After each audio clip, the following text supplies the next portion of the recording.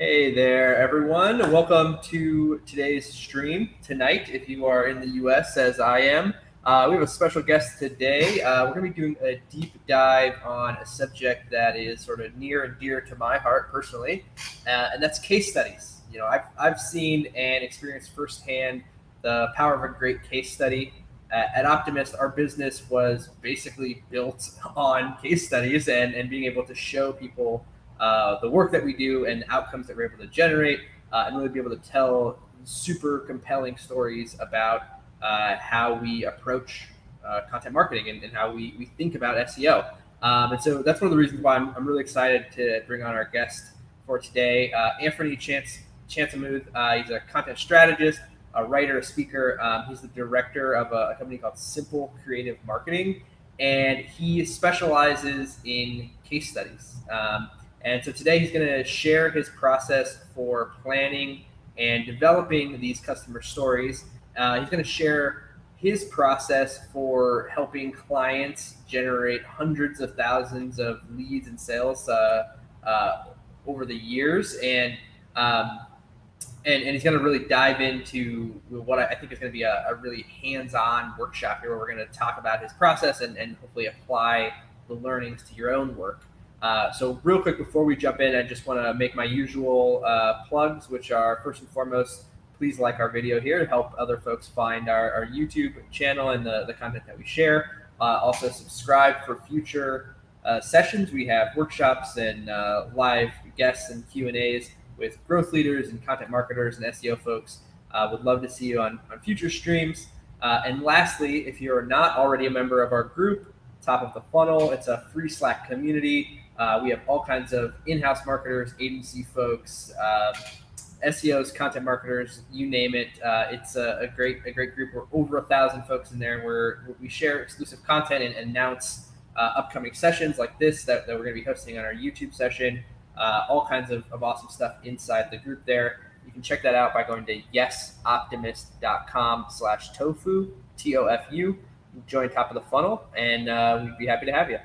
Cool. Well, with all that said, I'm really excited to introduce Anfernee today. I'm gonna go ahead and add him to our stream here. Hey, Anfernee, how are you doing? Oh, I think you're on mute. I lost your audio. There you go. Hey, awesome. Hey, thanks for inviting me to join, Tyler. Yeah, no worries. I'm really glad we could find a time and get something sorted out here. I know you're all the way across the world, and I think you're just starting your day, right? Yeah, I just had my morning run, so I'm here in Sydney, in Australia, and I got my coffee, so we're ready to go. Great, awesome, cool, man. Well, I'm super curious, just before you jump in, how did you first kind of get involved with helping companies craft case studies? Funny story. So I was on a podcast interview yesterday, and the host asked me the same question, and I said I had a quick think about that, and I remember what came to mind was 2003. I was working for HP at the time in their call center doing customer support, tech support type of work, and I was a manager of the team. And my manager at the time came to me and said, "Anf, can you actually help us with our internal intranet and profiling some of our team members and executives?" And so that was the beginning point of me actually, interviewing other colleagues and whatnot and getting their stories. And of course, didn't understand it as a case study or a customer success story at the time. And this was an internal customer, not an external customer. But that was the first time where, I really cut my teeth with interviewing skills and asking good questions and getting it wrong many times. And then, putting out stories, because the metric was, are people reading these? Are they sharing them around? Are the people who are being profiled, are they happy to actually share them with their families? And that's what it became. So I hope that answers the question. Yeah, no, that's super interesting, and also a good reminder, which is that we think of case studies as primarily like marketing and sales tools, but there's also depending on the organization, depending on the use case, there are a lot of different ways that you can use case studies and think about them. 100%, and we that's something that's not in my workshop today, but that's something I help organizations with, because your staff, your team members, your employees, they form the essence of what you do and the culture you provide to your clientele. And so if you can, I often say there's 2 stars in your show. One are your clients and the other one are your employees and your team members. So you need to profile both of them. For sure. Yeah, that's awesome. Cool. Well, shall we jump into it? Let's do it. Awesome. Let's bring up my screen. Okay, sounds good. And I'm gonna get this the workshop added here, and so just for the folks that are joining us here on the live stream, just so you're aware, I'll be kind of moderating here. Anthony's gonna be taking over the majority of the workshop here. I believe we've got a presentation. There's actually a workbook. If you have not got that already, I'm going to share a link to that in just a moment. And then we'll have some time at the end for Q&A. So we'll kind of go through the whole process here. Yes. Excellent. Okay, let me get in the right slide. Here we go. Awesome. I wanted to add there, if you haven't, first of all, welcome everyone who's joining, whether it's live or on the replay. If you have not downloaded the workbook, Tyler, if you can drop the link in there, I definitely recommend you just grab that. It's a editable PDF, so you can actually click on it, open it up, and then play along. So this is going to be a highly interactive session.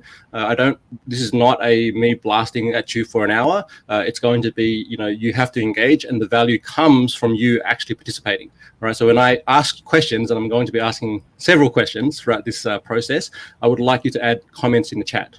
And Tyler's moderating, so he can actually respond, share some of those comments with us vocally.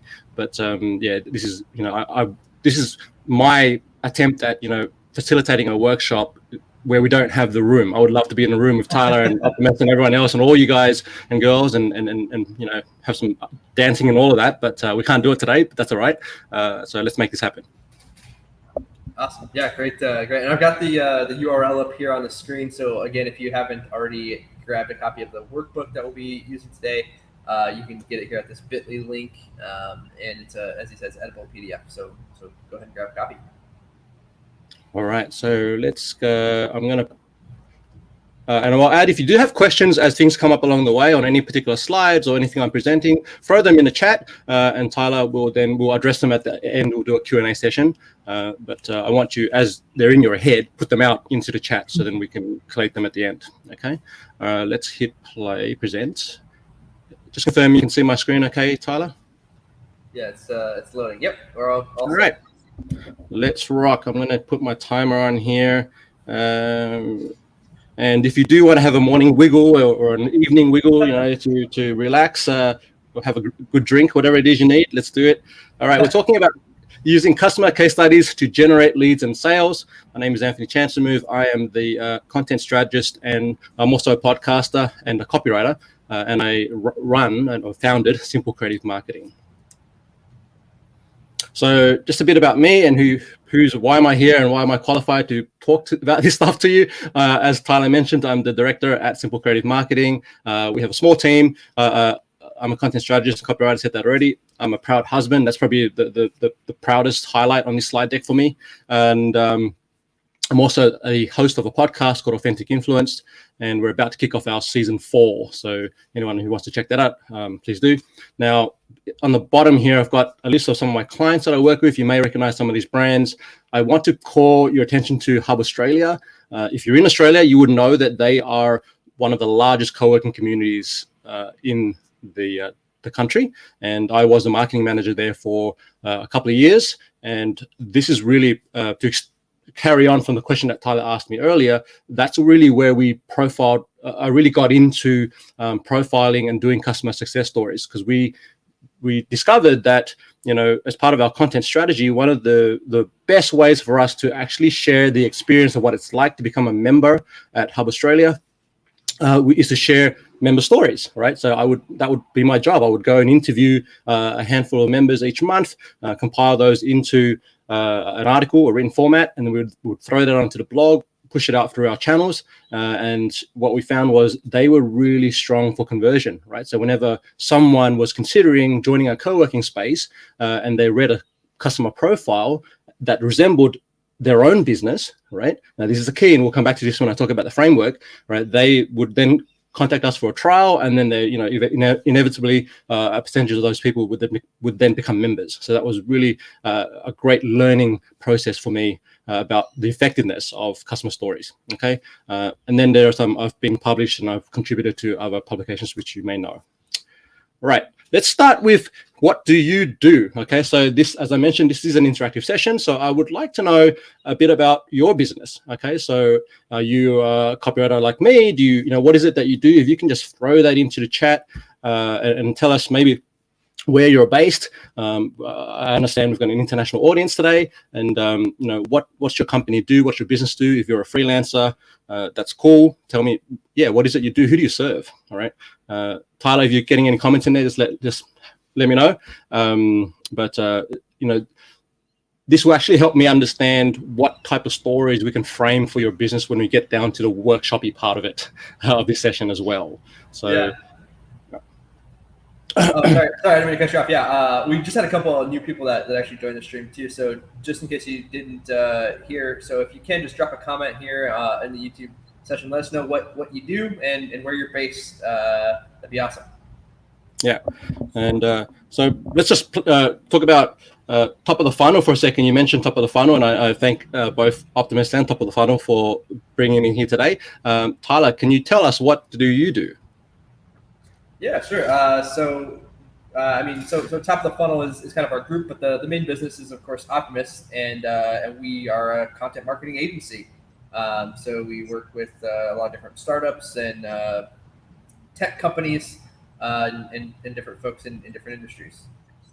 Amazing. Cool. All right. So if you haven't answered the question yet, throw that into the chat. Tyler's paying attention, and he'll let us read some of those out as we progress. Yeah, we did. We have a freelance content marketer from Chicago who is chimed in here. Welcome. What's your specialty? If you're a content marketer, every content marketer has something that they're really great at. Like that's the thing you love to do. You could probably do multiple things, but I'd love to know what's your, where do you kind of niche or niche, however you want to say that? Do you focus on conversions? Do you focus on, traffic? What's your thing, right? Let's go. Okay, so next question is, what's stopping you from creating more case studies more often, right? And this is a common question I like to ask small businesses, freelancers, and whatnot. And I'm always curious, what's the block, if there is one, right? There's some businesses that they've got it as a natural part of their flow, like Optimist. There are some other businesses that just really, for whatever reason, just struggle making it happen. And I always wonder why case studies are not embedded within a marketing strategy as much as they probably should be. Mm-hmm. Maybe Tyler, can you are we getting any answers on this one? Yeah, so real quick, we just got a couple other folks that chimed in. Okay. The first question. So we've got a communications consultant at an IT company and a freelance content strategist who's also joining us here. Welcome. Feel free to toss in your answers here. There may be a little bit of time delay just because I'm viewing the comments through the StreamYard rather than on the YouTube page. So I'll try switching that in a moment. But I'm happy to jump in here and answer your question. I know this is a pain point for us. I mean, we do have a few case studies, but certainly always wish we had more. Is certainly the reality for us at Optimist.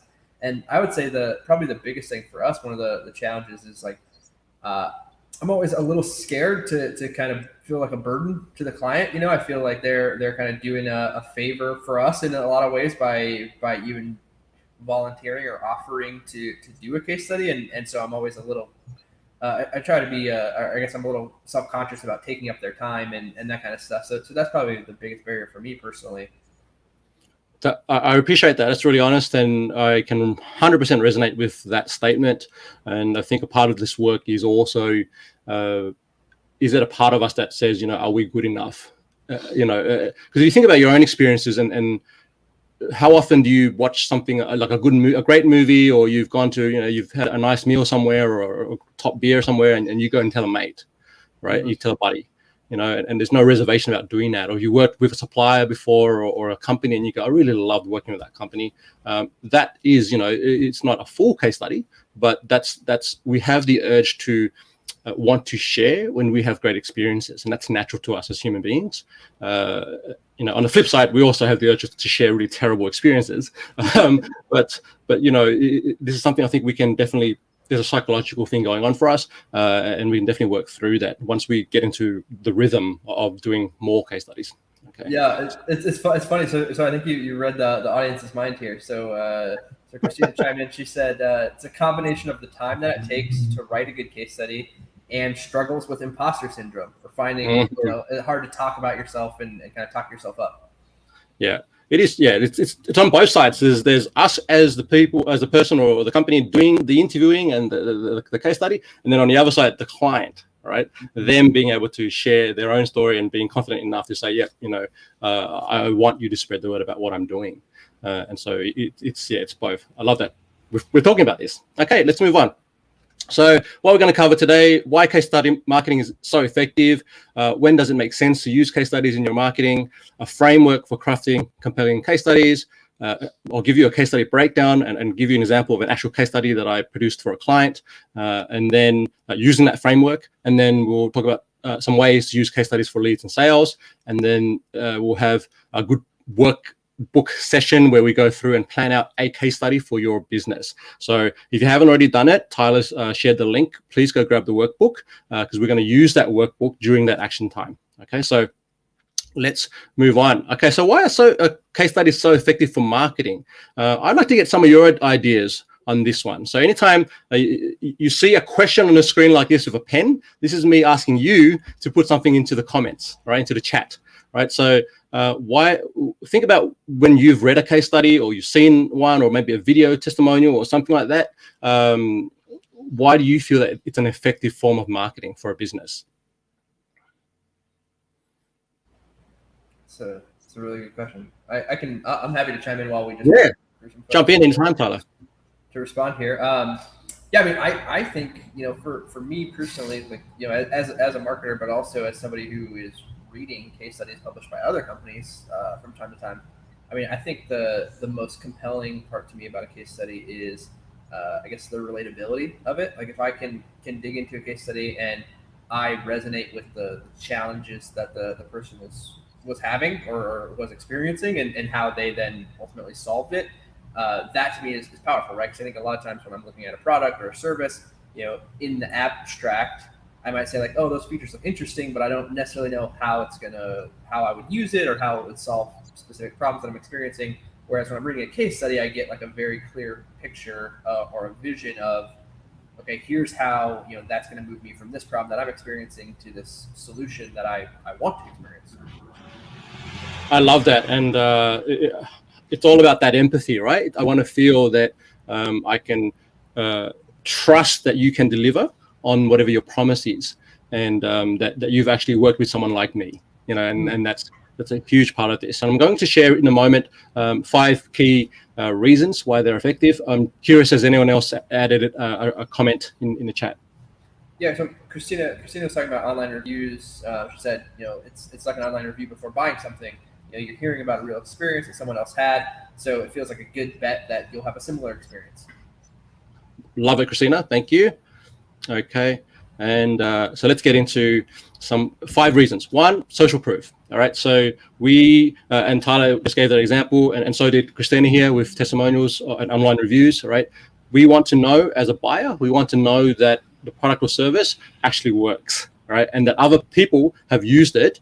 And we there's some research and statistics out there around, very high. I don't have the number in my head, but very high percentage of us look to third-party reviews to then make a decision on whether or not to move forward with a specific product or service. Okay, and that's quite common. Like, think about, I know for my wife and I, when we're going out and we're looking for a new restaurant or cafe, what do? We jump on Google, we do a search, and then we go, okay, who's got the best reviews, right? Like, that's a typical behavior that we have now, right?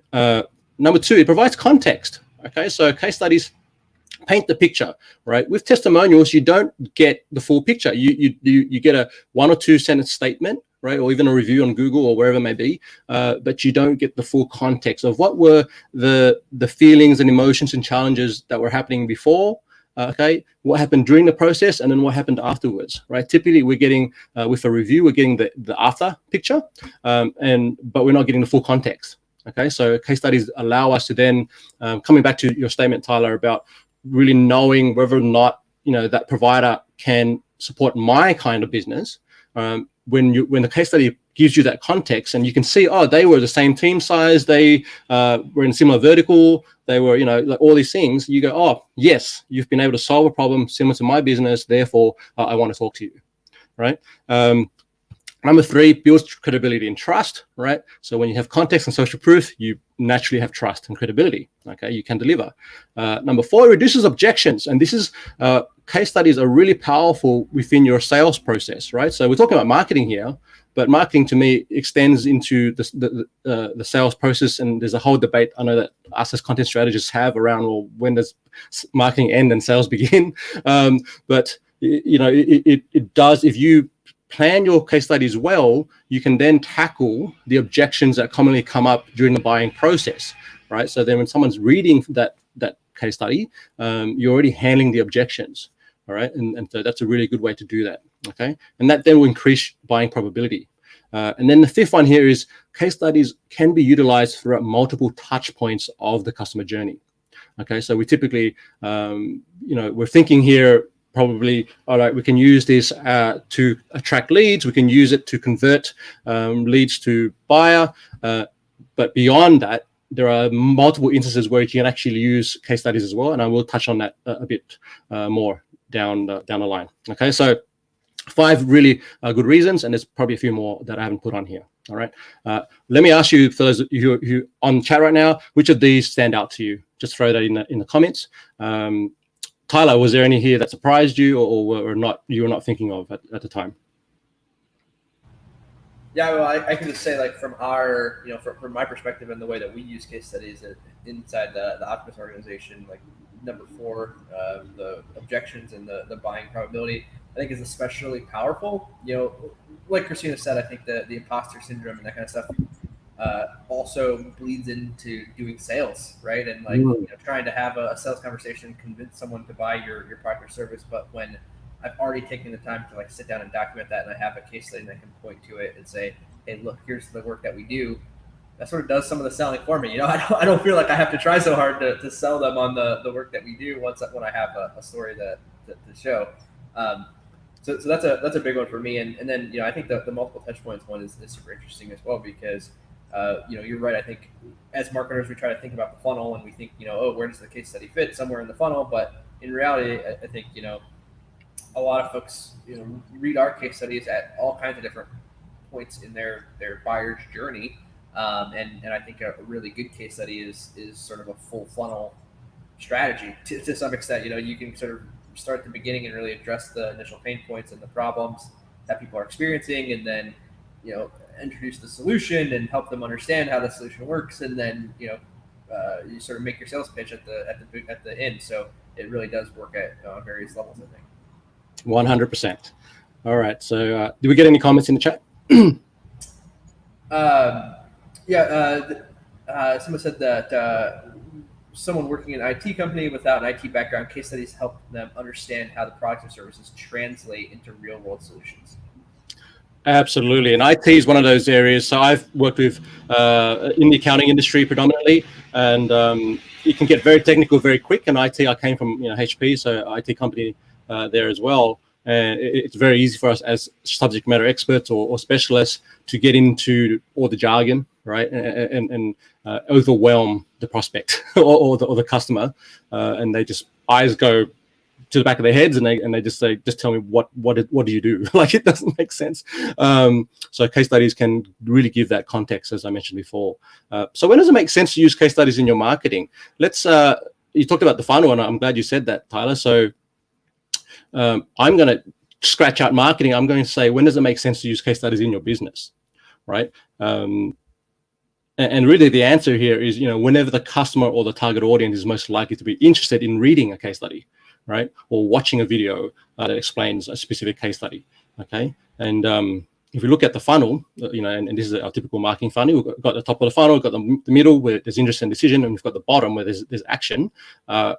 In all three stages, you can use your customer success stories, right? And they, I found them very effective certainly in the conversion point, so in the action stage at the bottom of the funnel. When you're sending out a sales proposal, you want to include your success stories in there, which are relevant to the business that you're sending the proposal to. But also you can use it as a traction piece at the top of the funnel, and we've done that. I'm going to give you an example of one that we did recently. And in the middle, right, when they're, something we've done with with an accounting firm is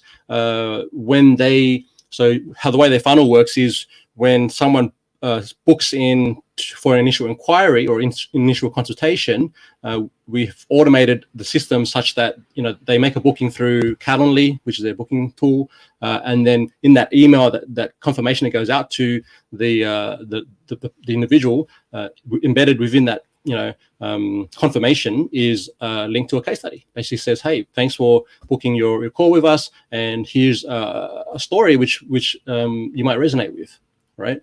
And that's, we found that actually helps because to frame the conversation before they jump on a sales call, right? Now, talking about customer journey, being that we're marketers, we're probably familiar of this. And I want to say that, wherever it's awareness, findability, reputation, conversion, so that's our typical funnel here. But then also over in advocacy, right over to where we are now, we have clients being onboarded, right? Probably I don't have the onboarding part here, but between conversion and advocacy, when we actually onboard a new client, it's something that is a good thing to do there is actually to share, maybe you share a welcome email or a welcome guide or something like this, or a welcome video. That's a great time to share some customer success stories, right? And to reconfirm to the new client, hey, yeah, we've got some really great wins here that we've been able to produce for our customers, and that just helps them build the confidence that they've made the right decision in investing in you, right? And then when we go to advocacy, this is where you can identify who your best clients are or your best members are, and then you reach out to them, and by inviting them to become a customer success story, what that does, it gives them a nice feeling of warm fuzzies, if you will, and they're like, oh wow, it's amazing that you're inviting me to do that.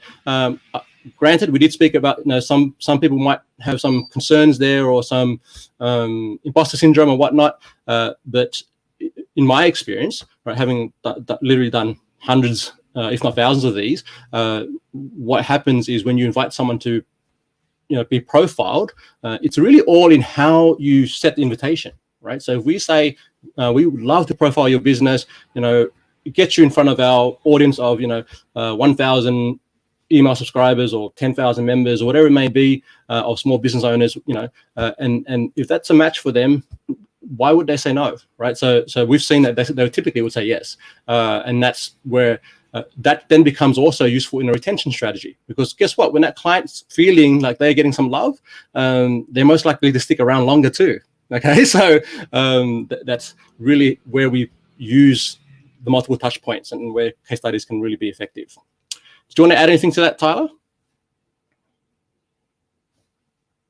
No, I think that's really eye-opening. I mean, like I said, I always hesitate a little bit because I hate to create work for the client and stuff like that. But at the same time, I can see how that can be super valuable as a tool to sort of engage them on a deeper level. And again, as you said, it's sort of almost like a cross promotion opportunity for them to also promote their business.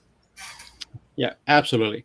And okay, let's get into the framework. So this is a 7P framework that we've developed at Simple Creative Marketing, and this is the actual framework we use with our clients when we're producing the case studies for them. And we start off with, being that we're all content people here, we understand the importance of step one, which is to have the punchy headline. You do want to have that attention-grabbing, headline that when they come across it in a social feed or in an email newsletter or wherever it may be, in Google, you want to grab their attention with a metric-driven result, and that's really important, right? So where I see some case studies fail, it's the headline's not strong enough because it's too wishy-washy.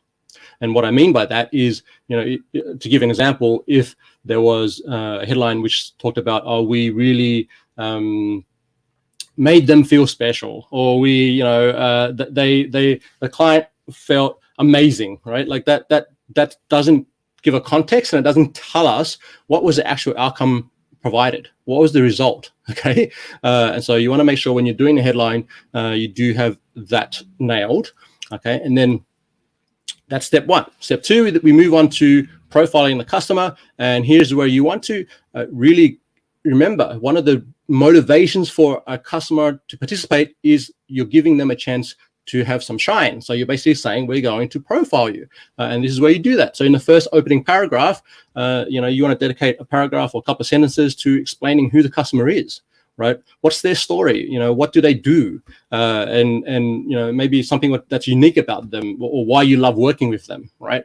So there's that sort of context is really helpful. And it's a really great place to highlight the client type or the category that you want the case study to focus towards. All right. So before we jump into the framework here, typically what I would do with my clients is we have a strategy session, and we talk through what is going to be the strategy for you to utilize your case studies. And within that, and I've got a template and a 5-minute training, which I'll share at the end of this workshop that you can access. But in that session, what we talk about is, all the things you probably do know already, which is, who's the buyer persona? What is the buyer persona? Who are we trying to target with this piece of marketing, this collateral, this content, right? And so be clear on who you're trying to reach. That comes in profiling the customer. So you're selecting the customer that matches that particular avatar, right? And then that ensures that you're putting out stories that are going to attract the type of people you want to attract, or the type of companies you want to attract, right? So that's an important step two. Step three is the third P is problem statement. Okay, in here we're going to clarify what the challenges are and also the context. What is the before picture?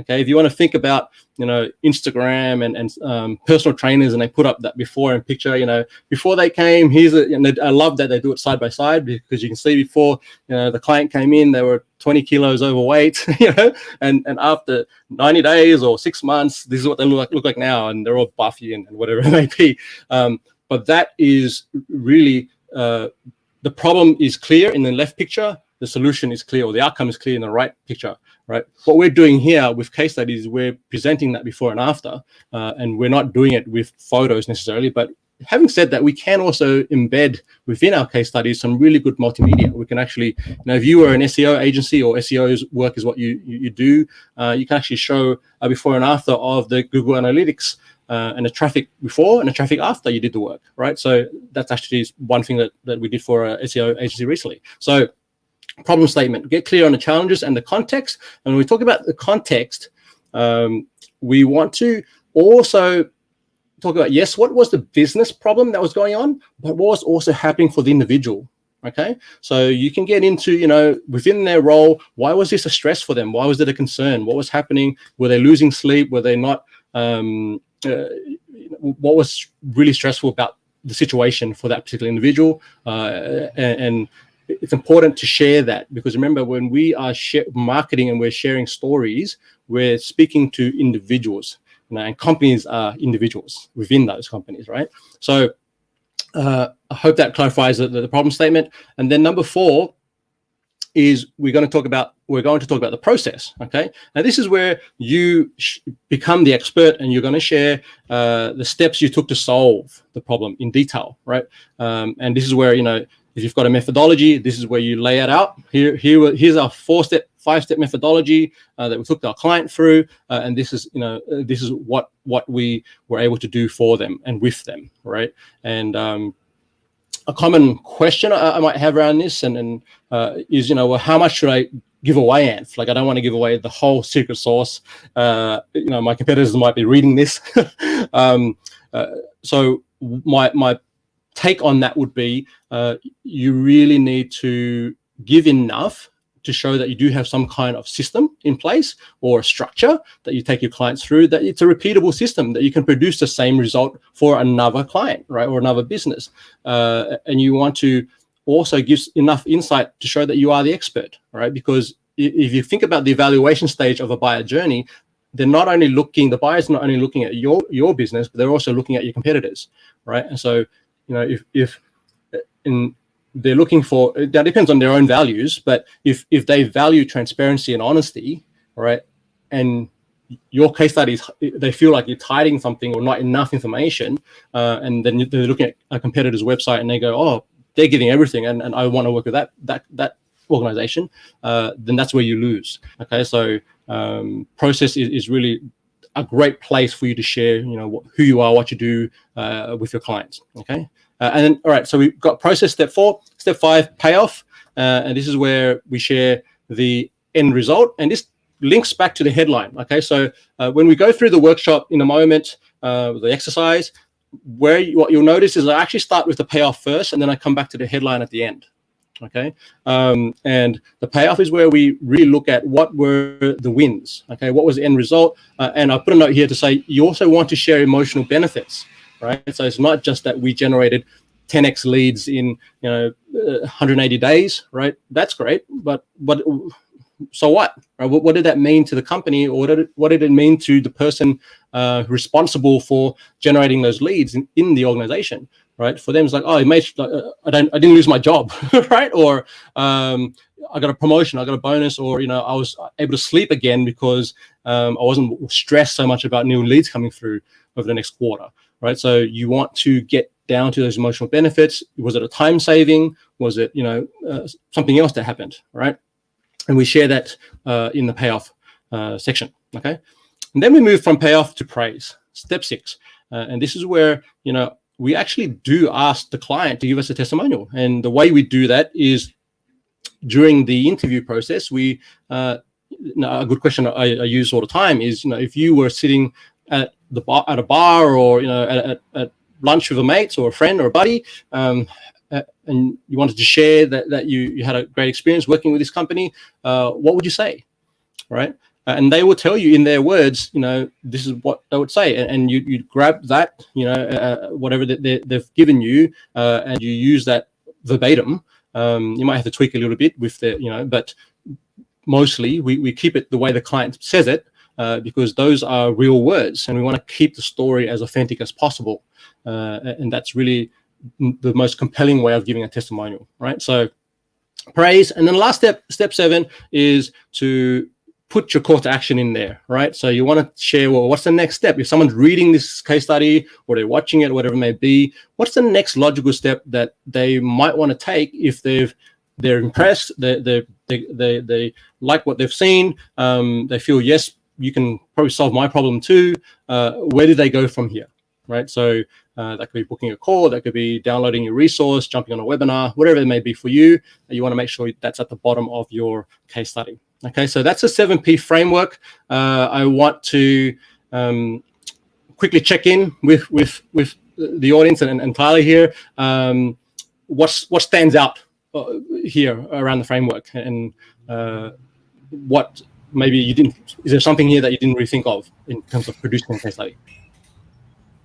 I'd love to get feedback from the audience on that question. I can just say, to start things off, like I agree. You mentioned in step 4 of the process. Like I think that's where people, you can kind of go one or two directions, right? You can do sort of the vague, as you said, like wishy-washy kind of version of the case study where you just say like, hey, look, this client came to us, they had this problem, and we snapped our fingers and magic happened and everything was great, without really explaining any of the details. And I can say, just as as a consumer or as somebody who's reading those case studies, I am extremely hesitant to believe those versions of that story, right? Without the details, without providing some kind of process or understanding of how did you actually achieve that outcome, and can you actually articulate it, right? Like that's another big thing for me is like, I want to know, as you said, that you have a process or a system in place that's going to be able to achieve the same results for me, and it wasn't just a fluke that it happened with this particular client.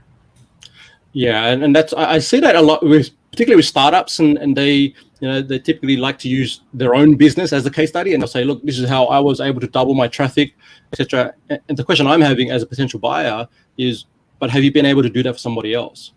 Right? Like, it's one thing to say you've done it through some experiments in your own company, but and I'm not saying that you didn't do that. I'd also like to know, have you worked with a company like mine, right? And what was the process that you took them through, right? And so this is where it also shows your values in terms of, as I mentioned, transparency. Are you willing to share a bit more depth here? And remember, this is also a really good piece in terms of your marketing mix. It's a really good piece to educate, right? One thing that we have to do a lot as content providers, strategists, and marketers is to educate our audience, because they don't necessarily know what you do, and they definitely don't know to the detail that you do it, right? So as a copywriter, I have to often explain to my clients the majority of my work as a copywriter, like 80% of it is actually research, right? It's not the writing. So if you think that it's just me sitting down and I'm writing for an hour and then I give you an article, like, that's not what it is, right? So the reason why I charge premium rates is because it takes me 8 hours to research your stuff, look at your competitors, do your analysis, do all these things to then give you something that's punchy, right? And so the process is important, right? And when they can see the process, what typically happens is they're reading that and they go, wow, first of all, I didn't know it was that involved. Secondly, is I'm pretty sure I can't do all of that, so I'm going to need to hire you, right? Or someone like you. So and that's fine. If their key takeaway is, crap, I can't do it myself, and I'm going to hire an agency to do this for me, and you're one of those agencies in the mix, then that's a win already, right? It's to get them to the conversation, right? If they're not going to get to the conversation, you've lost, right? So that's a key point. So have we? Has anyone got any chats or comments in the chat? Just looking for it. Yep. Yeah, we have actually a number of comments and questions here. So let me just read a couple for you. So the first question is, have you ever worked with a client on building a case study where what you're trying to convey isn't necessarily the same as like what the customer thinks or experienced? Oh, that's a great question. I'm just trying to think through. So probably need some context around that question. Like, if you can give me a specific use case or an example. I don't recall.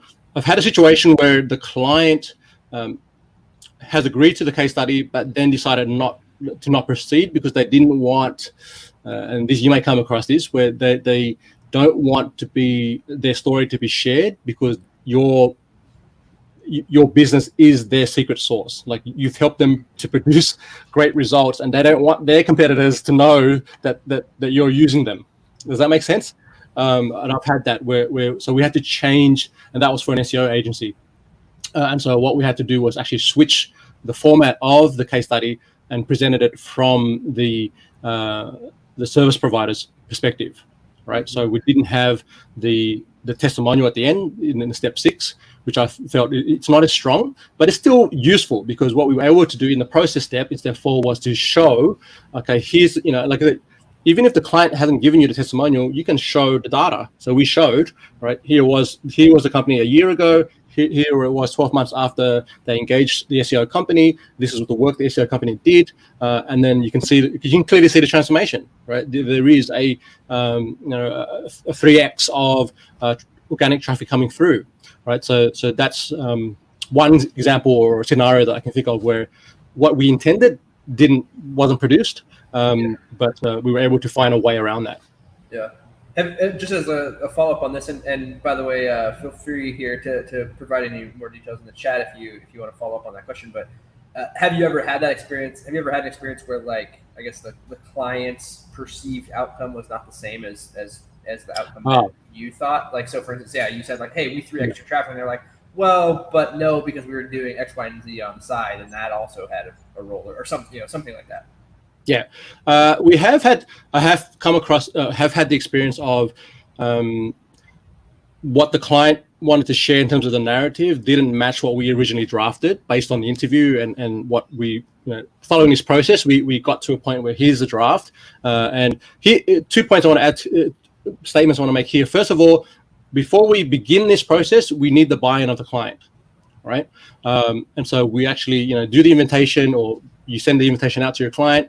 You explain, okay, we want to profile you. We're going to share our methodology and how we got you to get to this result. Usually in that message, we also, you can add within that message, this is the result we're wanting to share. Okay. So you're already framing for them that, maybe you produced 2 or 3 results, but you can give to them, here are 3 results that we produced, that we feel that we've been able to help you produce. Which one do you think is the most compelling? And let them decide, right? So that's one way to get around that. Not get around, but that's one way to work with your client on that. And the second piece here is at the end, once you've had the proposal or the draft completed, we always give it to the client for them to review. Nothing, and we when we do the invitation, we clearly stipulate that we will not be publishing anything without you having you giving the okay, right? If you haven't read it and you haven't helped us to make it better, then we're not going to publish it, right? And I've had a situation where a client has said, I'm not happy with this piece or this piece. Can you take that out, or I don't want this mentioned? And so we were able to tweak that. Where I've not had the scenario where the outcome that was shared, the client was not happy with, right? But like I said, if you frame that up front and say, well, this is kind of the angle or the story that we want to share, and we've really felt that we've been able to help you achieve this, be open to having that dialogue. This is a great question, by the way. I think it also, again, helps you to have conversation and work with your client. This is a collaborative effort. And so, you can really use that to go, okay, wow, interesting. If they come back and say, well, I didn't feel you really helped us, that much to generate, 3x leads or whatever it may be, you can ask why. Why did you? And isn't this great customer research for your own business? Right? Right. Yeah, 100%. Right? Because then you can take that information, give it to your team and go, well, our client feels that we didn't really deliver that result. Right? And this is why. Here were the 2 or 3 reasons why. Here's the recording. Right? So even if you you do this process and you get to the point where you don't publish the piece, but you've had great customer research, that's still a win. Mm-hmm. Right? So love the question. Thank you. Keep them coming, by the way. Anything else we want to add quickly? Maybe one more, and then we can move on to the workshop.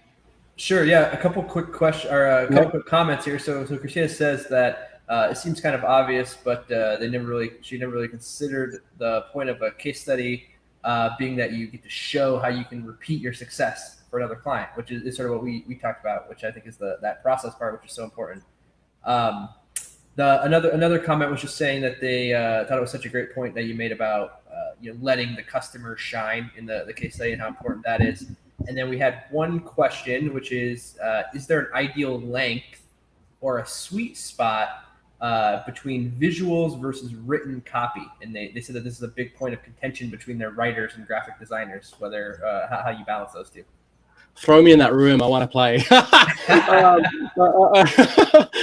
That's a great question. And, it always come back to the audience, right? What is going to be effective for your audience, right? Would they, and you might talk to what I like about, top of the funnel of the community is you can share your case study example, within that group or with your team, and give them 2 versions and say, which version would you prefer? Get a vote on that. But I would also give it to someone external, and I do this with my mastermind. Like I would share, here's something I put together.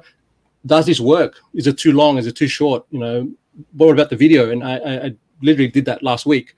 And it's one of those how long's a piece of string type of questions. But you kind of have to, this comes back to your understanding of what's working for your market. And you can do a long form one, really long, test that, and then put out a second version of it, and maybe you can split A/B test that to see which is resonating better, right? So I hope that answers the question, but I think you do need to kind of test to see what's going to work.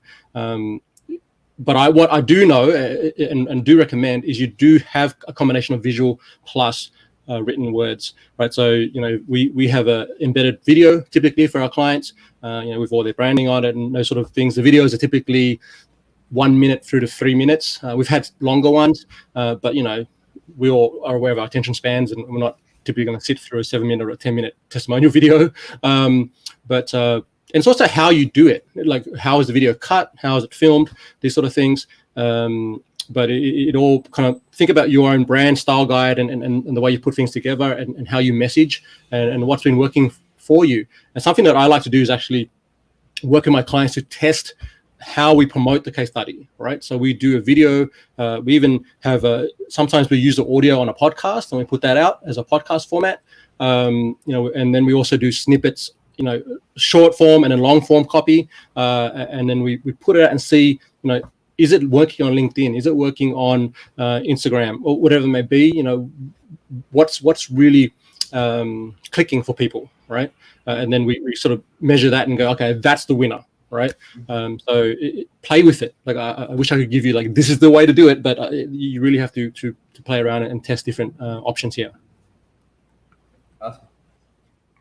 All right, so we're going to get into the fun part now. I hope everyone has got the workbook. If not, Tyler, maybe you can drop the link in the chat again. We're going to move into. Oh, we're not there. 5 minutes too early. Sorry, I got excited. Let's get into this. Okay, so we're going to look at Bento. This is a case study that we did for. So I did this for B Ninjas, which is a accounting firm specializing in e-commerce, and they work with 7-figure e-commerce businesses. And so we did the case study for them on one of their clients, Jesse. They also work with agencies. Jesse runs an agency called Bento. And the best way for me to do this, I'm going to try to bring this up on the screen here. So give me a second. Do I need to share another tab, Tyler? No, I can see it. We can see it. You can see. Oh, you can see it coming up. Okay. Yep, B Ninjas. Yep. Perfect. Okay. This is good. It gives me a chance to just take a breath. All right. So what do you notice first of all? All right. Step 1 in the framework. All right. Do you remember what it was, Tyler? Punchy headline. Boom. Okay. Look at the headline. Reducing Bento's bookkeeping time to 5 minutes per month. All right. So if you've ever had to work with a bookkeeper or done bookkeeping for your own business, think about how much time it normally takes you to do it if you're not an accountant or a bookkeeper, right? For me, right, it's one of the things I try and avoid at all cost. I don't enjoy the process. I don't like going into my accounting software. I don't like doing all that stuff, and it can take me hours, right? And it was taking this particular client. They were, he would be in there minimum 4 hours a month, right? And that's time that was taking away from him doing what he needs to do with his SaaS solution, which is to go out and sell it, right? And also to do customer experience. So that's step 1 in the framework. Okay. Step 2. Now notice we also have a visual here. Okay, and we've got a picture of Jesse and him smiling. So just to reinforce the headline, we've got this here, a bit of branding going on, and then this image we also utilize when we shared it out through social. Okay. So step 2. What's step 2 in the process, Tyler?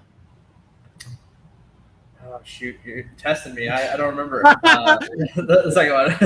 Well, good. So we're going to profile the customer. All right. That's right. So you can see here a bit about the company. This is what they do, right? This is their mission. So it's also good to, I like to include the mission of the company because you can see, this shares a lot about the client, but also it shares a lot about you because it says, okay, you like to work with companies that have these kind of missions, right? And so if you work with a specific, maybe you are a purpose-driven organization and you're all about social impact, and you, in your case studies, you're sharing that you're working with companies that are all about social impact, then, whoever's reading that can see straight away, oh yeah, you do work with social impact companies and that's something that's valuable, that you value. Okay, so, that's the story. So we've got profile step 2 there. And then we start going into step 3, which is a problem statement. Okay. So we go into here, the challenge, right? And in there, is this, do I need to zoom in or can you see this clearly? It's a little hard to read all the specific words, but I mean, we can make out the general. Yeah. Okay. Yep. So, that's fine. Don't focus too much on the copy, but I want to look at just how we use the framework. Okay, the challenge. All right, we talk about here direct quote from the client. My books are super messy. I neglected them because I was always in sales mode. For me, I just wanted to focus on selling and delivering my services. All right. So anyone reading this who runs their own business will know, yes, that's what I need to be doing. Okay. And yes, I'm avoiding the accounts. Right. And I need a solution to that. Okay. Because when it comes to tax time, you start to freak out. Right. You start to go, oh my gosh, like it's a mess. And you know, am I going to have the tax? What is it? Have them chasing after me because I haven't done my taxes, right? These sort of things. It comes up, it happens, right? So we talk about the problem, and we expand on the problem, right? So he's saying they were super messy. We get into that his team, you know, he actually hired. There's a story here where he actually outsourced to another team in India, and they were doing it, but the quality wasn't great. So he had, you know, without going into all the detail. We wrap up with Jesse saying, I don't want to spend any time in my accounting software at all. I'd rather focus on helping customers, right? And so highlighting and reinforcing this was the key problem, right? So there were a series of problems, but this was the key problem, okay? And so you can see this context we did go into. He was actually working with another accounting bookkeeping firm before hiring BeanNinjas, okay? And so then we move on to step, where are we at? We're at 4. Process. Okay, so here it's framed as the solution, right? And we talk about how Jesse found out about the company, and this is important because in the interview it was very clear to me. I asked the client in the interview. I said, you know, how did you find out about BeanNinjas? And he said, well, I heard about them on this podcast, and I saw them posting in this community that I'm in. So, you know, this is powerful stuff because you know what happens is if someone's reading this and they're part of that community or they're listening to that podcast, they already resonate. There's already a second layer of social proof here, right? Because they're like, well, I'm in that community too, okay? And so I obviously trust the community. Why else am I in there, right? And so if Jesse is recommending this company from within this community and this podcast, then hey, I want to know more. Okay, so this is almost like stacking social proof in that sense. All right, so then we get into, okay, here's the actual methodology. I won't read it all out to you, but there was a phase 1, a phase 2. We actually had the bookkeeper who worked on Jesse's account give us this detail. So you can see it's quite detailed. But what this does is it actually shows, right? If you were DIYing and you were like, okay, well, how can I do this for myself? You have the steps laid out here for you. Okay, so you can take this away and do it for yourself. But me reading this, I'm going, hell no, I'm not doing this. I'm not setting up bank rules and doing all these things. It's like, how much time is that going to take me? Okay, so that's the process step, right? So we're at step 4. Step 5 is a payoff, which is the results. Okay, so we get a quote from the customer or the client here, talk about the transformation, and then we sort of wrap up with, okay, this is all I need to do now. This is the after picture. Okay, I wait for your email each month. I fill out the spreadsheet and then send it off. That takes 5 minutes because you guys are doing an amazing job, right? So now he's only taking 5 minutes a month on his accounts. Okay, and then we have the testimonial here at the end, which is, I just wanted someone who can tell me that I can handle this properly, and you guys did, right? So that's we've got the payoff. We've done the praise. That's step 6, and then step 7 is a call to action or the proposing the next step. So down here it is, right? If you want to save time, money, and headaches for your bookkeeping, check out our packages, right? So that's the breakdown of a real case study that we did, and I want to share sort of what happened after we completed this case study. So BeanNinjas then tweeted or put this out through their social media. They in a tweet that went out to Jesse, so you can see that he's the client actually is utilizing Twitter and is active on Twitter. So we actually tagged the client, in the tweet, and then he immediately, like within the hour, he retweeted the tweet that had a link to his case study in it, and said, if you want to work with, if you need an accountant for your e-commerce business or an agency, check this out. And then within the next hour of him retweeting it, someone within his audience responded and said, I read the case study. This is exactly what I need right now. I'm going to book a call with BeanNinjas. And he did, right? And that led, a week later, he became a paying client for BeanNinjas, right? So now this is, it's not going to happen for everyone and all the time, but I just wanted to share how powerful this can work, right? And I've seen it, and I was like, and we were blown away. We're like, wow, didn't expect that to be that quick. But that was just a really great example of the power of storytelling. Okay, so that's the Bento breakdown. I'm back to, where are we at? Can you still hear me, Tyler? Yep. Okay. So yeah, if there's anything for those of you who are following along, if you can just let me know, what do you think of that? Just can you see how that framework is applied in that story, right? And if there's anything that stood out for you, or you have a question around that, please throw that into the chat. Now we're going to quickly just cover 5 cool ways to share your customer case studies. I said 3 at the front, but I like to surprise and give you a bit of a bonus. So let's go into it. So 1, you want to post your case studies. So you've produced the case study. Okay, what do you do with it, right? So number 1, you want to put them on your website. Okay, so here's so these are all case studies from clients that we've worked with. You throw it on your website. This is on their blog.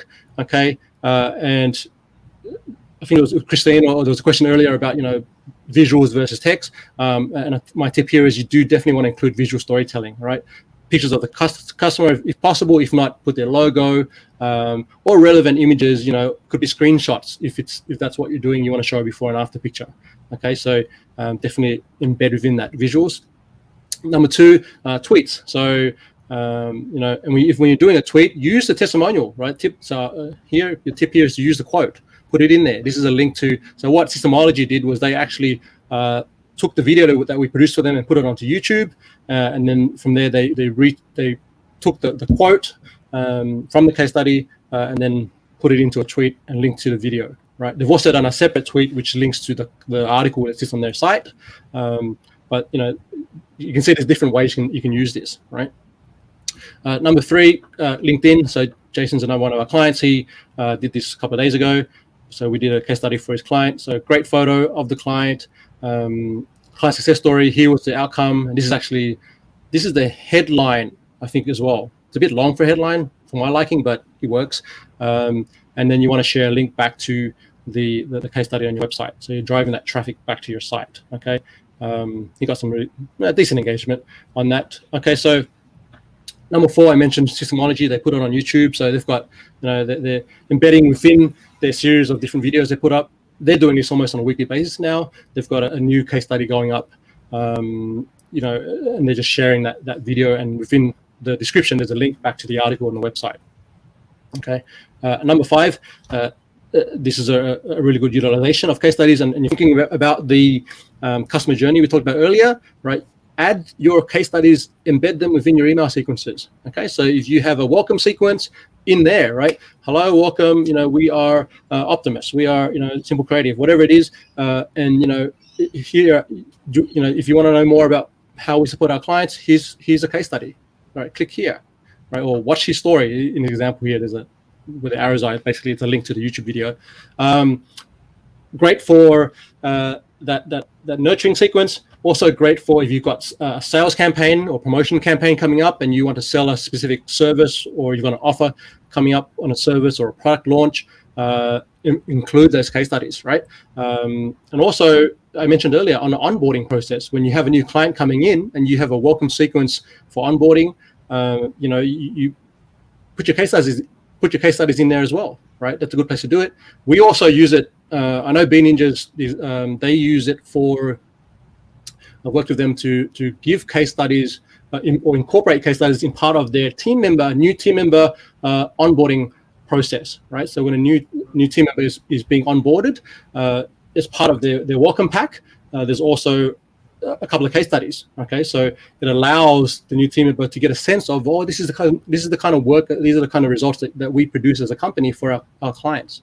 Right, and that's probably maybe not a common one that people are thinking of here, but that's a really good way to educate about your culture and the work that you do, right? The good work that you do, right? So, okay, so let's quickly recap. We talked about why case study marketing is effective. When does it make sense to use case studies in your marketing? We talked about we gave you a framework for crafting compelling case studies. I just did a breakdown on Bento, an example of a real case study, and then talked about 5 cool ways to share your case studies. All right, so quite a bit, and that's me going, yay! All right, so to the audience and to you, Tyler, what's been most valuable so far? If you can just, I'm just going to grab a quick drink, but if you can just in the chat, just let me know what's been one thing that stood out for you or that you learned in this session. Yeah, I mean, I think as we discussed, I think like the overall, just the framework and the 7 Ps, that whole process, I think is super valuable because it breaks it down into something that feels like a formula a little bit, right? I think that's another thing that can be super intimidating when you're thinking about case studies. Is like there's so many ways to approach it. There's so much information you could include, etc. So to have just like a general roadmap to me is super valuable, and also as I'm thinking back to the case studies that we've done that have been successful and case studies that I've read as a reader, as a consumer. I see a lot of that same stuff being reflected in there, right? Like we talked about before. I think digging into the process, explaining some of the step-by-step, some of the methodology behind the results, that kind of stuff especially is super valuable, and each of the other elements I think you can find in a really great case study, right? Like if you really sit down and map it out, like it makes a little sense. Fantastic. I want to just throw back to that comment. There was a question earlier around the length of the case study. It really depends. I'll add to what I said before. What I'm thinking about here is, are you using these case studies as part of your SEO strategy, right? Because if you are, then obviously you need to do your keyword research. You can embed keywords within that. You can optimize it. And we've had case studies which were typically 500 words through to about 1,500 words. But the longer one is more for. The longer one we did was more for the SEO agency because they really wanted to get into the details of the work they did, for some other industries we tend to keep them shorter because of the attention span. People don't want all the tech; they just want what happened and more briefer. But if you're doing a briefer case study, in either scenario, something we like to do is to optimize for the client's name. All right, so. Either the company name or the actual client's name. So when people are searching Google for the client, your case study comes up, and that's happened multiple times now. And I always pay attention to that, and I send a follow-up email to my client to say, hey, did you notice that if you search for XYZ company, that your case study is ranking third on Google, right? So and they get delighted by that. They're like, wow, okay, because by sharing the story of your clients. When other people are searching for your clients, this is a good way for them to find you at the same time, right? So hope that's useful. Okay. Okay, so let's go. We're going to now jump into the action time. If you don't have the worksheet, that's fine. With pen and paper is fine, or notepad, whatever you want to do, Notion. We're going to plan an actual case study for your business. And I've got a timer here, so let's hit play. Hello. Okay. Hope that's working. It's giving me 22 minutes. Let me reset that. Okay.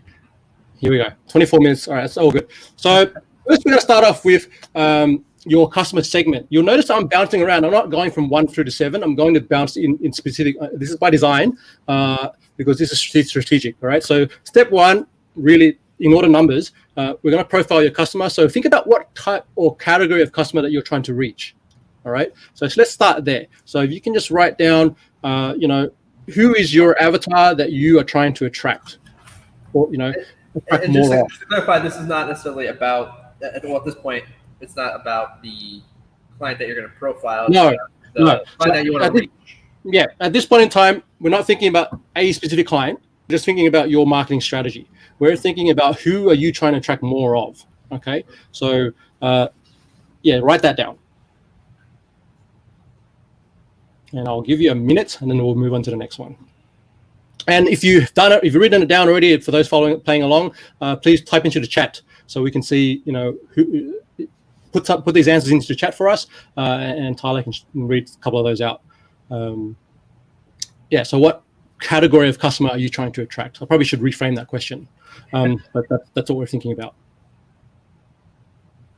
While we're waiting for any audience members here to chime in, I'll just say, for us, it's almost always like a marketing director for a SaaS company. That's I love it. those are the folks that we're trying to reach. And so that's, when we think about case studies, that's definitely one of the things that I'm trying to think about is how do I sort of frame it from their perspective as the marketing director. And one thing I will just toss out there, and you may cover this, but one of the things that I think a lot about is like the difference between talking to a marketing director versus talking to like another content marketer, right? Like the content marketer's in the weeds on the specifics and the tactical details, whereas the marketing director is going to be more focused on the strategy and the framework and the big picture. And that goes a long way in terms of how we think about our case studies and how we craft those. 100%. Like this is comes down to back to who's the primary audience, right? So if you're talking to a director, your languaging, your focus of the case study is going to be a little different to if you're talking to the CMO, or you talk to the CFO, like whoever it is, who's going to be your key decision maker. You're going to customize and cater the case study towards them. Right. Great point there, Tyler. Thank you. Okay, so we've done customer. Now we're going to think about the problem statement. All right. So top 1 to 3 challenges or objections that particular customer or type of customer are having or experiencing, right? That you're aware of. Okay. So make a note of those. Okay. So what's the primary challenge that they're always, if we're talking about the marketing director scenario, what's the biggest challenge they always have? With content, right? Write that down. Okay, is it time? Is it money? Is it not having the right people on their team? They don't want to hire marketers for their team. They don't want to go through that process. What is it? Okay, so usually what I like to do here is go, okay, what are sort of 3 challenges and what are the 3 objections? Okay, but just for sake of time, maybe just 1 challenge and 1 objection. All right.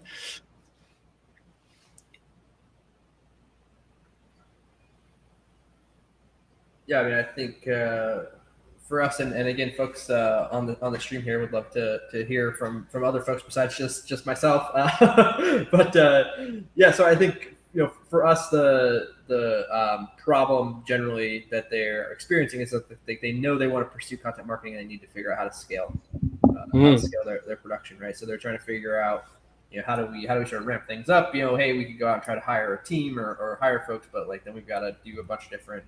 We got to find all the right people, and it's going to take forever to bring them on board and do that whole thing. And so, they're looking for a little bit of speed and efficiency there. Yep. How to scale, love it. And then a key objection, that we always run into, of course, is around price and like price versus output. If you will, there's a lot of ways that you can get content for cheaper than what it costs us to make it. So that's always a discussion that we have. Yeah, so the ROI is always on their minds. So what's the ROI? How soon can I get the result? And what can I expect from the engagement? Love it. Okay, so we're going to move on. I'm just now hoping some people are putting some stuff in the chat. Let's go into, now that you've got those 2 things, you've got the category you're going after, you've got a challenge and an objection. Now think about a client that you've worked with where you've solved that specific challenge, all right? Or you've solved that specific objection, and write their name down, right? So, it could be your best client, it could be your most recent client, whatever it is. But also, as I'm doing this, I'm thinking about when I'm working with my clients, I say to them, who is most likely to say yes to being profiled as well. All right. So can we list 3 potential clients that we can approach that where you've solved that specific challenge, where you've handled those specific objections, and then let's list those down, and then we're going to select 1 to work with, right? Or we may end up working with all 3, right, as a series. So it just depends on how you want to tackle that. But right now, just write down the name of a customer or client.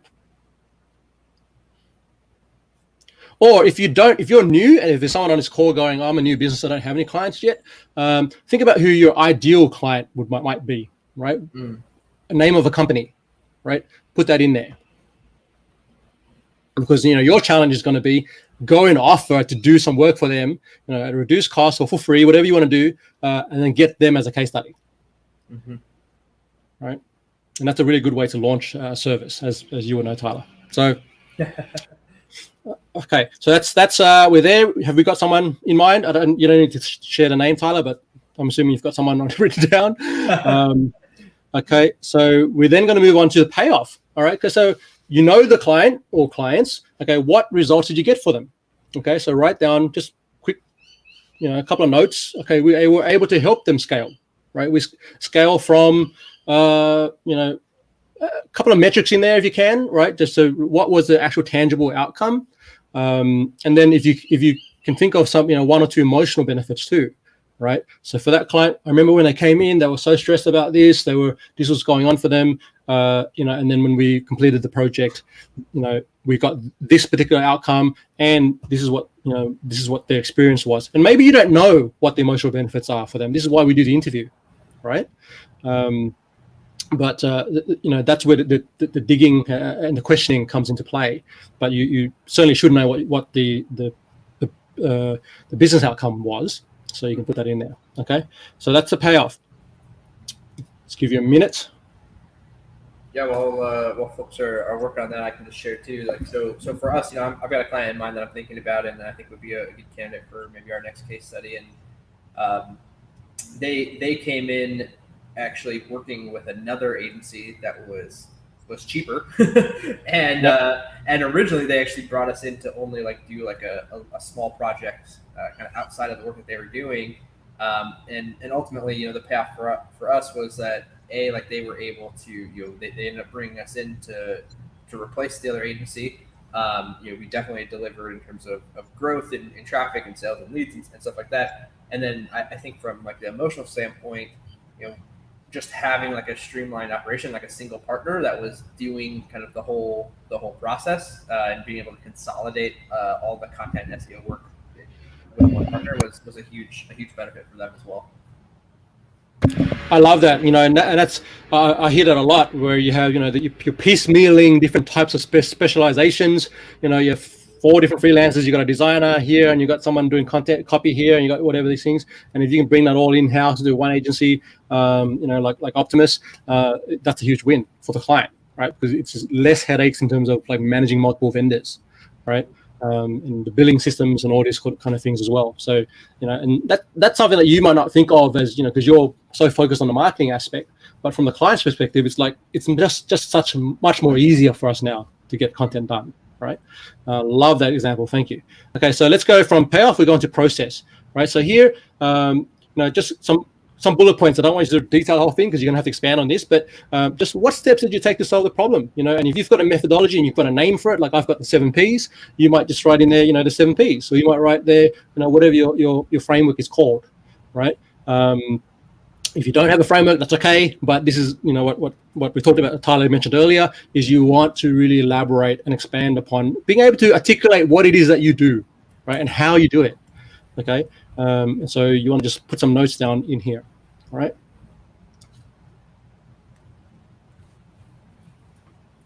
Does Optimist have a framework? I'm curious. Yeah, generally, we have kind of a process and a system that we go through in terms of strategy, and we have a couple different frameworks. Yep. I would say for content marketing in general that we apply, and so yeah, we definitely try to articulate that as best as possible. But as we talked about, and as other people have experience with different types of companies, it's I think you have your. What we always find is you have your framework and then you have your nuance, right? So you have a general framework and this is what works, but this client had this special thing that, of course we couldn't apply it exactly how we thought we could. So we had to adjust it. But I think actually that adds some value to the story too, because it does imply that hey, we're not a robot here, there's humans behind this and we're actually using our critical thinking skills as well. I agree 100%. I did a case study for a business coach recently, or they're a marketing coach, marketing strategist. And in the story, in a narrative, in the process step, she literally said, I do have a framework, but I also we have the ability to heavily customize to the client, right? And that's why we were able to produce the result, because we were able to break away from the process. We stuck to it, 90%. But 10% we had to do some tweaking, and that does add value, right? Because clients want to know, can you actually work with me specifically and our company, right? We're a bit complex, right? All good. We can handle the complexity. Okay, so and that actually adds that additional value, as you say. Okay, so I hope you've all had some steps in here in terms of your process. If you've got just a tip for you, generally, if you can visualize your process, that helps. Get a graphic designer to turn it into a visual, whether it's a flywheel, whether it's whatever it is, that works for you. I'm going to take my 7 Ps and I'm going to get that turned into. Oh, actually, I like the way it's laid out right now because it's clear.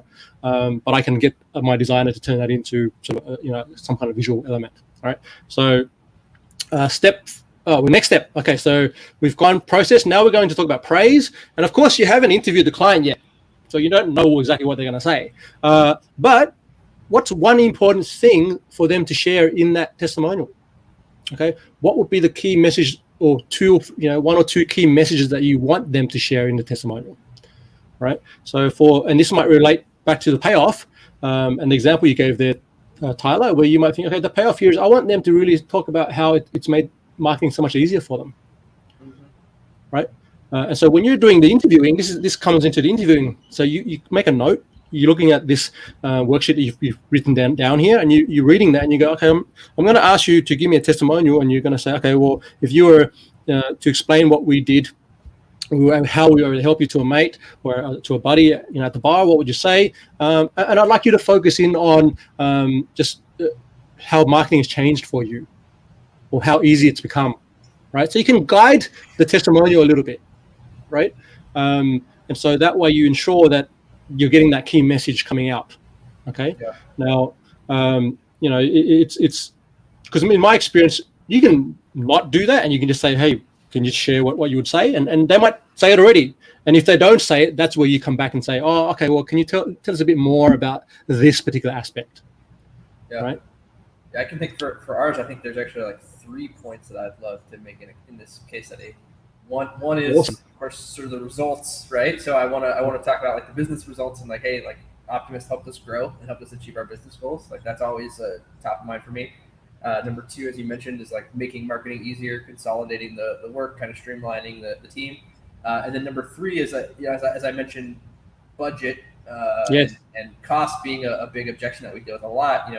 It would be awesome for this particular client to kind of speak to that as we sort of replaced the cheaper agency. We were more expensive, but we deliver better results, right? So sort of making that decision and kind of bringing that full circle.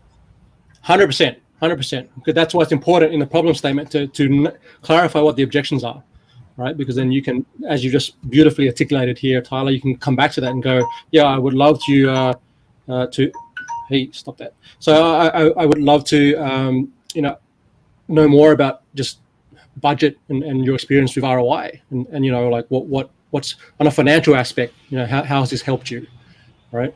And if you get the client saying, yeah, like they were cheaper, but they ended up being more expensive because we had to rework more. We had to, hire someone else. We had to hire you guys to replace them. That costs more money in the long run, right? But now that we worked with you guys, we can see that if we stick with you, you've been able to produce a better outcome in less time, and it's well worth the investment and less headaches, right? So, and that's a wonderful sharing to get. Okay, so. Everyone following along, just make a note. What are one, or in Tyler's case, what are 1 to 3 things here that you want your client to share as part of their testimonial? Okay, and then we end up with the last step is, and you should already know what this is for you. What is your next logical step for the reader of the case study? Okay, where do they go? They've read all this. They go, oh wow, you've worked with a business just like mine. You've solved a problem just like mine. I have the budget objection too, and I can see here that you do deliver value and you do cost a bit more, but your client here is saying that it's well worth it, and I wouldn't shy away from that, right? If you offer a more premium service and you deliver more premium results, call that out, right? But don't run away from that, because you're not there to get everybody. You're there to get the ones who are willing to invest, right, and can see the value. Okay, so then we go to. You've got your payoff, you've got your praise, and then you've got next logical step. Do they book a call? Do they download a PDF? Do they, what is the next step for them? Okay, so throw that in there.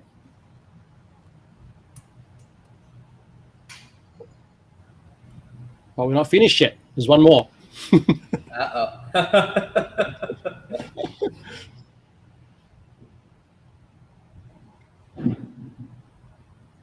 Are we getting any comments in the chat? We haven't gotten any in a while. The last comment here was someone was chiming in to say their challenge is usually the budget, and the objection is, how do we find someone that understands the culture? That's interesting. Yeah, that's a challenge. We'll have to, maybe we can talk about that offline somewhere. But that's an interesting question. Mm-hmm. For sure. Yeah, feel free to toss any more details in the chat here about that, and maybe we can unpack that a little more. Yeah. Okay, and then the final step, which is the first step, is what's the punchy headline? Okay, so here, what was the result achieved with the metric? Okay, so if it was that you delivered an ROI of X%, put it in there. If it was that we were able to generate a certain number of leads within a certain time frame, put it in there, right? Was it, like in the Bento scenario, it was a time saving. So for him, it was more about we were able to save them a ton of time and reduce their bookkeeping to 5 minutes per month, right? So that's where your headline goes. And you might not have the full headline here, but just rough idea, right? This is really just we're framing the preparing to go into the interview, okay? Mm-hmm. And it helps, like you feel, Tyler, this helps having done this, because then you can actually, when you do the invite to the client, you can literally take what you've got in the payoff, number 5 here, or even a number 3, you can take those as bullet points and put it into the email and say, hey, these are the things we want to talk about. 100%. Well, that's actually what I was gonna point out, in case it's not obvious to everyone, but this is something that we always preach as content marketers, is like start with the end goal in mind and then work backwards, right? And I think that's like what we've just done here. I think a lot of people go into it and they say, hey, I want to talk to client X, I'm going to go ask them a bunch of questions and then write a case study about it. But in this case, we're saying, no, like, hey, actually start with the story you want to tell and then talk to the client and try to piece it together. Yeah. And I think it helps them understand, this is what are we going to talk about? If you just send an invite, hey, let's do a case study, and they're thinking, oh my gosh, what are we talking about? Or about if you give them, well, here are three things we want to touch upon, right? And they go, okay, you've got some structure here, right? And they can already frame in their heads preparation before the call, right? So they can already, all right, here's some things I want to talk about in relation to these bullet points. Yeah. And that's where I see there's an objection with the interview, because often, not all the time, but often I'd say probably about 50% of the time, I get the client coming back to me saying, do you have the interview questions? Can you send them to me ahead of time? Mm-hmm. Right? Because I want to prepare and come across professional, all those sort of things. And that's fine, right? So with 5 minutes to go, we're done. So that's it. We've gone through the case study plan. You literally have in your hands your next case study.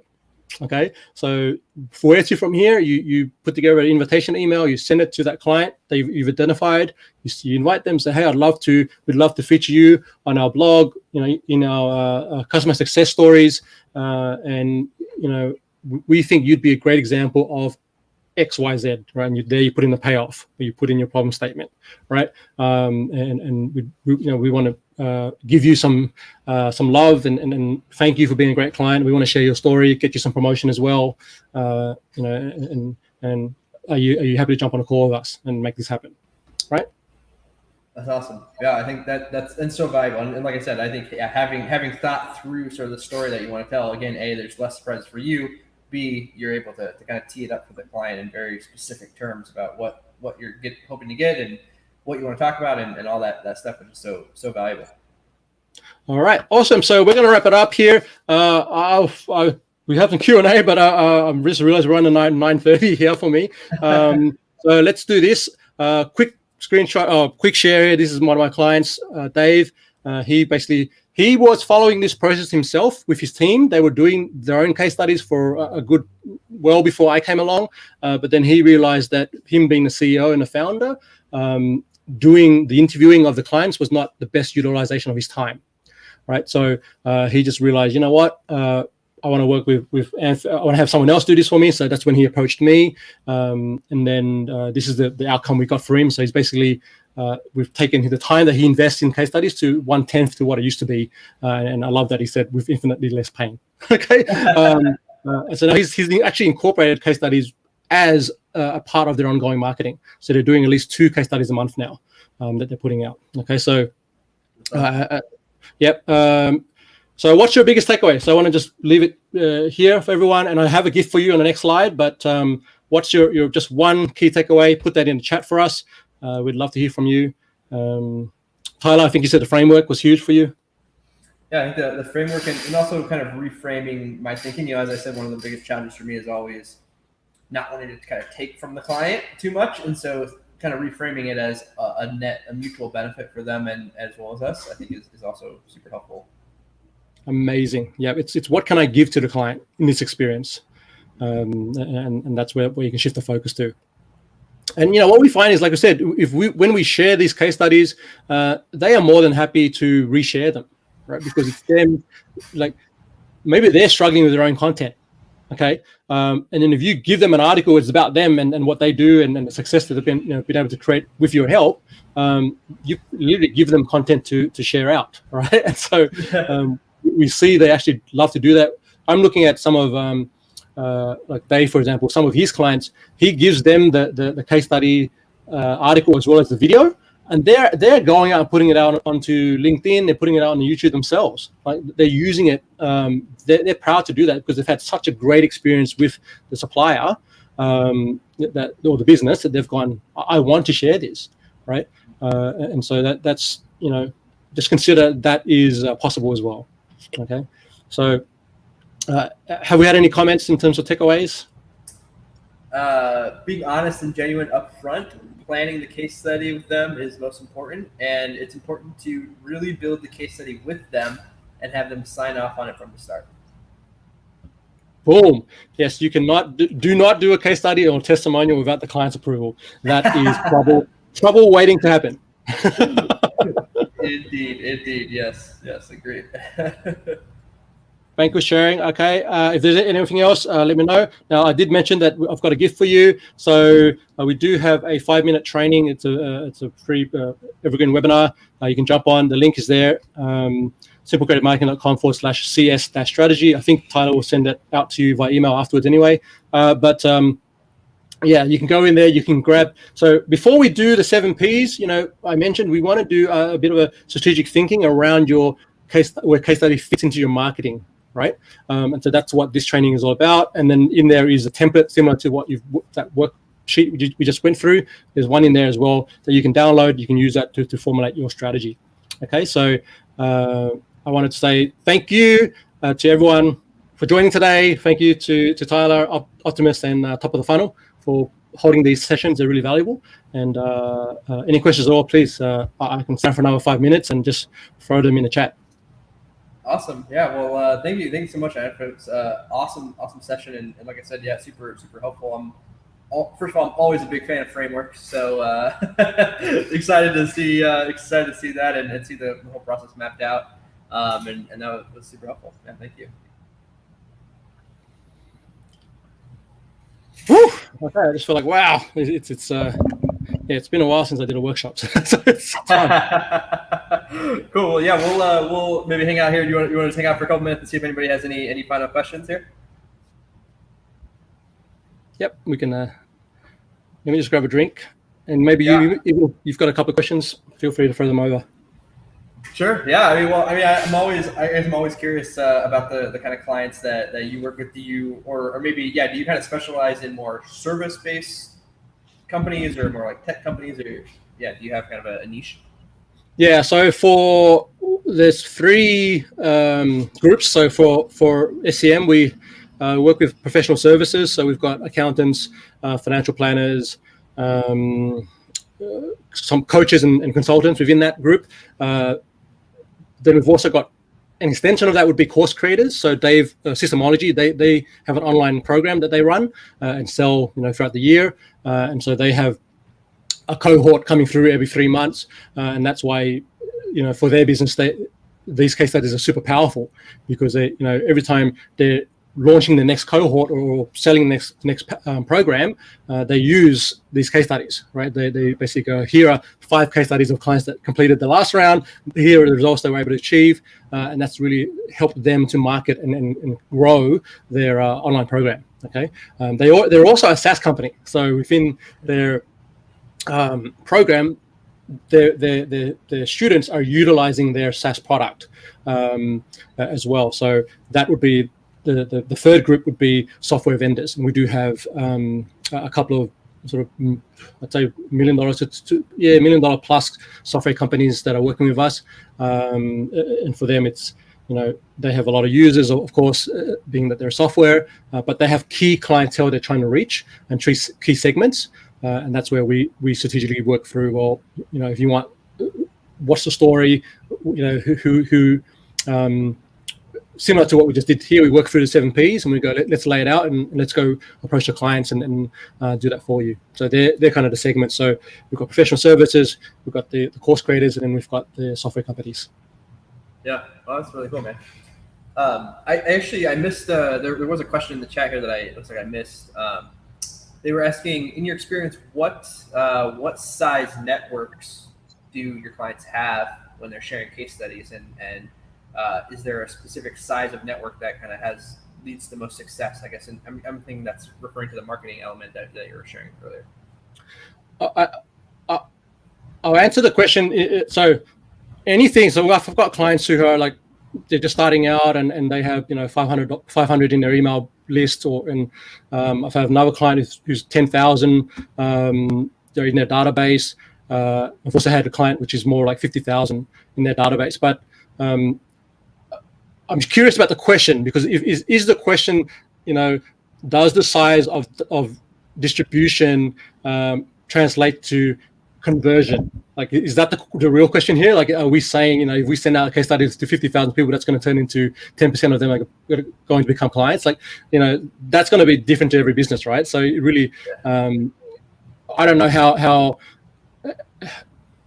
engaged your list is. So yeah. I would want to know, if you're sending newsletters, you're sending case studies out, I would actually say you need to segment your list. Even if you have 10,000, segment them down to, within that 10,000, really, there are 200 here that we really want to work with and fit the avatar, right? Yeah. And then communicate to them, right? There's more context, I think, behind the question. But I've worked with everything from solo entrepreneur through to SME level, $20 million company, software company, and they put it out through their newsletter once a month. Right. Yeah. So the person just followed up. They said yes, that you sort of we're getting to the point of their question, I think, which is sort of does the size impact the outcome? I guess the size of the audience. And so I guess I'm just curious about that. Like, have you seen any specific correlation there? Like, a threshold, like, hey, we really want to make sure we reach a certain number of people, or anything like that? In terms of how many case studies we produce? In terms of the audience size that you're reaching. Yeah. So the audience size, it's going to come back to your testing around that, because case studies, again, they can work to attract. We find they're good if you're putting them out through, obviously, public-facing channels. But then, and even we've got clients that run ads to those case studies, right?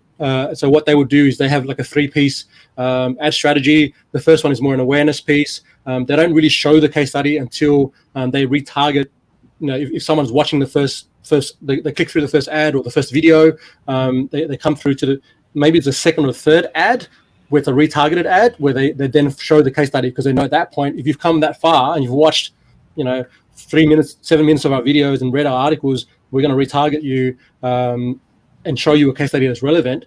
That's where we've seen a higher conversion, right? So this is standard, I think, for ad strategy. So I can't give you a hard yes or no depending on size. Like, I think it's going to come down to how engaged is your audience. Are they segmented, to the persona that you're trying to reach? If you've got yes and yes, then you'll find that your conversions are going to be higher. And you need to be clear also what is the outcome here that you're trying to reach, because if you're, if it's just an awareness piece, then your metric is going to be different to if it's going to be conversion and you're trying to get people to book a call with you, right? Or to download a PDF or whatever it may be. So your measures are going to be different depending on your specific campaigns. Yeah. That's a super interesting thing too, and I think like you can also even extrapolate that one step further, which is that like the size of your your case study subjects audience, the size is valuable, but also like the specifics of that audience, right? So are they if they have 10,000 Twitter followers, that's great, but only if those Twitter followers are potentially customers for you, right? Otherwise, it's not gonna do much for you. Yeah, and that's why. It's good to have frequent publishing of case studies, right? And if you're working towards now, if you can't do one per month, that's fine. But at least get into some kind of rhythm where you're putting, your content mix. So I advocate that customer success needs to be a part of your content mix, right? It has to be in there somewhere. Percentage of your content has to be, these are the clients that we work with, and these are the results we've been able to produce, and that adds to all the other things that you're doing. Okay, this doesn't replace everything else that you're doing, but if you're putting out great high value pieces that are highly engaging, maybe some of those go viral, whatever it is, right? But then within that comes the next, maybe you're setting up 3 really great articles or videos that you're putting out there, and then within that you're embedding, well, by the way, we also have this case study that relates, that reinforces, that the theory that we're putting out here actually works. Okay, and that works really nicely together, because you're not only showing this is how you do it, but here's proof that it actually works, right? And that's a really powerful combination. 100%. Yeah, that's great advice. Awesome. Well, first of all, again, thank you so much for your time today. Really, really helpful to dig into the process. I know we're a couple minutes over, so also appreciate you hanging on and hanging out with us here. Thanks to everyone who joined and your input there. If you haven't already, definitely be sure to get in touch with Anf here. Here's his Twitter handle. And you can also find him on his website, which is simplecreativemarketing.com. He also shared with you some bonuses, some other stuff. And one last plug here for Optimist and our group, Top of the Funnel. If you have not already joined our group, please find us there at yesoptimist.com/TOFU. Awesome. Well, again, Amp, thanks so much for your time. I hope you have a great rest of your day, and we'll be in touch soon. Yep. Thanks, guys. Thanks, everyone. Talk to you soon. Ciao. Cheers.